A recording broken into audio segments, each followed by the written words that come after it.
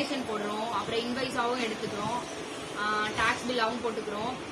Plus வந்து ஸ்டாக்லாம் வேற maintain பண்ணிக்கிறோம். ஸ்டாக்லாம் கம்மியாச்சுன்னா இதுலயே நம்மளுக்கு நோட்டிபிகேஷன் வர மாதிரி பண்ணி கொடுத்துருக்காங்க.